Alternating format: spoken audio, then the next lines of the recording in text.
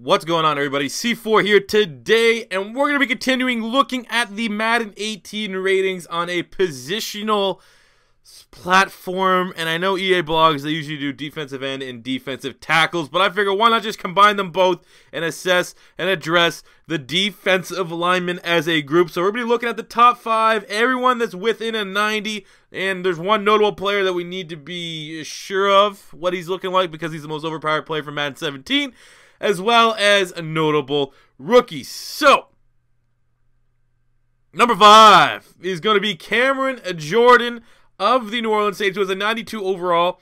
He has 91 strength, 89 tackle, 92 power move, and 89 block shed. I think he is constantly a little bit underrated because, you know, the stigma of his Saints defense is, not even the stigma. The Saints defense is never really good, but you can't, fail to realize that there is a couple ballers on that defense, and it definitely starts with Cameron Jordan. Hopefully they get some help there. Hopefully, that defensive line gets some stability. Sheldon Rankins can really emerge. MADDEN is a monster, throwing it up for Canada. Let's go. They got Okafor coming up from the Cardinals. Plenty of new options there to help out Cam Jordan on the defensive line.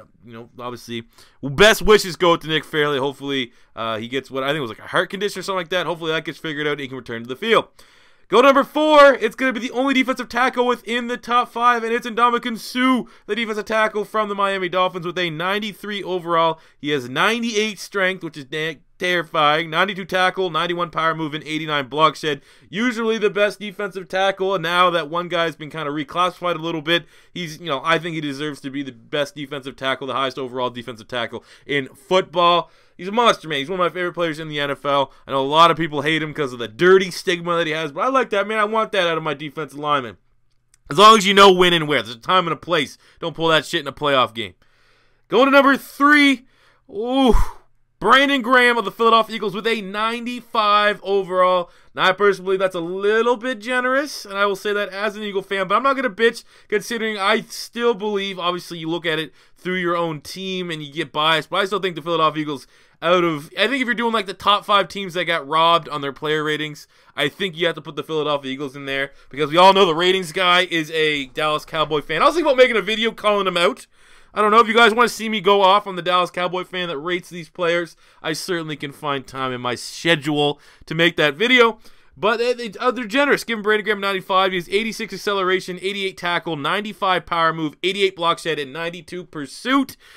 I'll take it. I will take it. It doesn't really balance out. It doesn't really compensate for the lack of ratings elsewhere on the roster, but I'm going to fucking take it every day.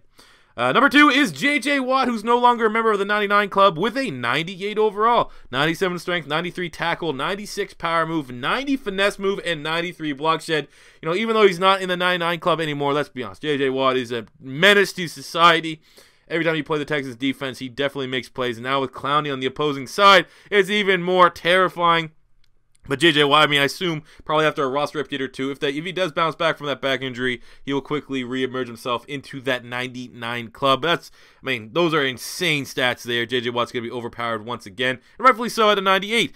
But the top defensive lineman is now reclassified as a defensive end, was a defensive tackle, but now in Wade Phillips' scheme, he is slotting out. And that is Aaron Donald of the L.A. Rams, 99 overall, 90 acceleration, 94 strength, 90 tackling, 96 power move, and 91 block shed. Good luck.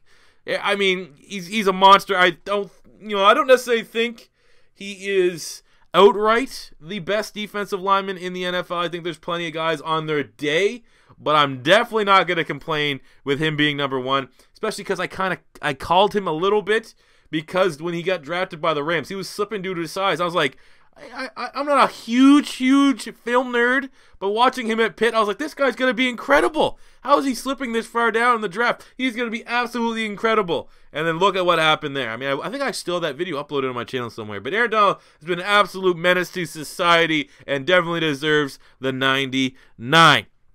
Looking at the rest of the 90 parties, we're not really going to go in depth. Geno Atkins, Calais Campbell, and Fletcher Cox of my Eagles all got 91s overalls. Michael Bennett and Gerald McCoy got 90s. And the key from how overpowered he was in Madden 17, Joey Bosa got an 88 overall.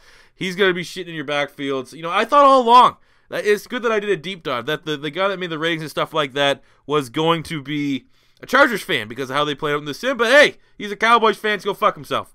Looking at the rookies real quickly, Myles Garrett got the highest overall with an 83 overall, and he looks insane. 90 acceleration, 96 strength, 86 power move, and 86 block shed. Get ready for all you guys that are going to be rebuilding the Browns. He's going to be, your user on the defensive side, I believe. Solomon Thomas of the 49ers got a 79 overall, 87 acceleration, 91 strength, 82 tackle, and 83 finesse move. I've always been a finesse move guy back when it really meant something to be either a finesse move guy or a power move guy. So, very intriguing there. Jordan Willis, everybody, who was drafted in the 3rd round, number 73 of the Bengals, has the 3rd highest defensive lineman rating. Isn't that crazy? 76 overall, 89 acceleration, 82 tackle, 84 pursuit.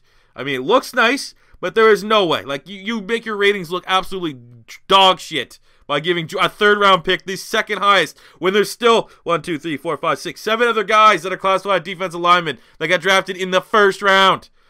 Idiot, man. This guy sucks. Derek Barnett of the Philadelphia Eagles got a 75. He has 87 strength, 85 power move, and 79 block shed. You got robbed. I think looking at, if Garrett got an 83, Thomas got a 79, and so many people were split on Derek Barnett versus Myles Garrett. I'm going to say, as an Eagle fan, I'm not in that party. Myles Garrett is a better player than Derek Barnett. But Derek Barnett, 77, seeing these ratings. Should be at least a 77. Taco Charlton, the Cowboys, got a 75, 87 acceleration, 83 tackle, 83 finesse move, and 85 pursuit. Big surprise. Cowboy looks pretty good. Tack McKinley, classified as a defensive end for the Falcons, 88 acceleration, 82 finesse move, and 85 pursuit at a 75 overall. Malik McDowell in the 2nd round for the Seattle Seahawks, 74 overall, 85 acceleration, 80 tackle, 81 pursuit. So if you're a team of... If you're a fan of a team that had a defensive lineman and you still see a 2nd round pick getting a higher overall, you have a right to be bitchy. And those 2 teams are the Dolphins, whose Charles Harris got a 73 overall with 87 acceleration, 82 finesse move, and 83 pursuit. And then we got John Allen, who got absolutely robbed. He's a 73 overall. He's classified as a defensive end. Maybe if you slide him to a defensive tackle in a 4-3, his overall might bump up a little bit. But a 73 base overall for John Allen is robbery. He has 85 strength, 81 tackle, 81 power move, and 81 block shed. I'm going to hint at that if you switch him to a D tackle, his rating will go up. But as it stands right now, base 73, that is not good enough for one of the most dominant players to ever come from the University of Alabama on the defensive side of the ball. But there you go, guys. That is a quick review of the defensive lineman ratings in Madden 18. I imagine I'm probably going to do one on the linebackers as a whole, talking about inside and outside. I'll do one on, I don't know if I'm going to classify just defensive backs and talk about corners and safeties, or do corner and safety. Not sure yet, but make sure you stay tuned for that. And how do you stay tuned? You subscribe to Beast Mode TV if you enjoyed this video. Madden 18 season is just beginning. Thank you guys for watching. Let me know what you guys feel about these ratings, and I'll catch you on the next.